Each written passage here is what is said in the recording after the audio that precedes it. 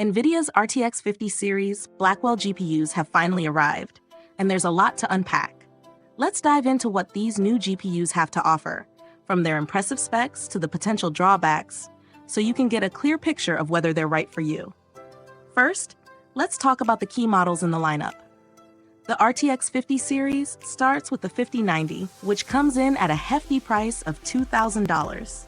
Then, there's the 5080 at $1,000, the 5070 Ti at $750, and the 5070 at $550. Now, NVIDIA hasn't revealed every detail just yet, so we'll have to reserve full judgment until the reviews roll in. But if you've been following NVIDIA's naming conventions, you know things aren't always as straightforward as they seem, so we'll wait to see how these actually stack up against each other once they're in our hands. One of the biggest selling points of these new GPUs is the leap in memory. NVIDIA is moving to GDDR7 memory, which they say is crucial for the kind of performance you're going to see with these cards.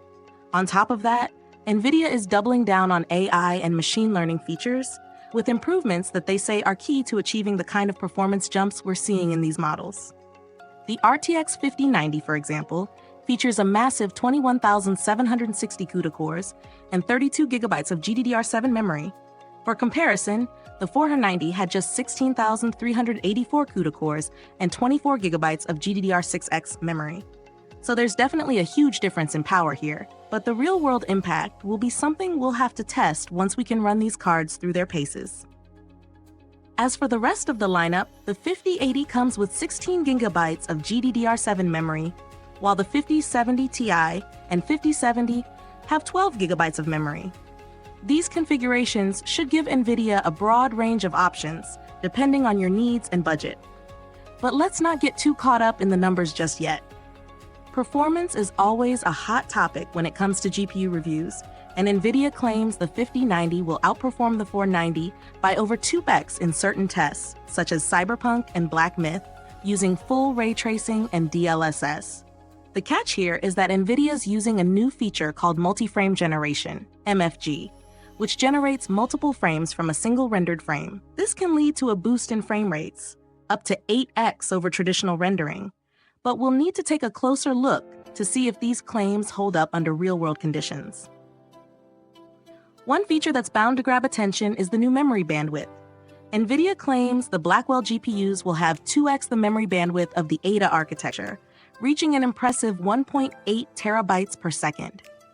They're also claiming 2x the ray tracing teraflops, which should lead to smoother, more realistic visuals, especially in graphically demanding games. These are big promises, but the proof is in the testing, and we'll be diving into that once we get our hands on the cards. In terms of cooling, NVIDIA has made some interesting design choices. The RTX 5090 has a vapor chamber cooling solution with multiple heat pipes, which should help manage the heat output from these powerful cards. NVIDIA has also redesigned the cooler to improve airflow, with a focus on making the card thinner and more efficient without sacrificing cooling performance. This is a much-needed improvement over previous designs, where cooling could be a challenge for users, especially when overclocking. But as with any new technology, there are some concerns. The power requirements are definitely higher, with the 5090 listed at 575 watts. This is a jump from the 490's 450 watts. And while power consumption is always a trade-off with performance, this increase could put some strain on systems that aren't already equipped to handle that kind of draw. We'll be testing this out further, but it's something to keep in mind if you're thinking about upgrading. In terms of availability, the 5090 and 5080 are set to hit shelves by January 30th, while the 5070 Ti and 5070 will arrive in February. If you've been eyeing an upgrade, these new models might be worth waiting for, but it's important to consider whether the performance gains justify the higher prices. Overall, NVIDIA's RTX 50 series Blackwell GPUs are shaping up to be a powerful lineup, with major improvements in AI, performance, and cooling. If you're in the market for top-tier gaming or creative workstations, these cards could be exactly what you're looking for. However, with the higher power consumption and premium prices, they might not be the best fit for everyone. We'll be testing these GPUs soon, so stay tuned for more in-depth analysis once we can put them through their paces.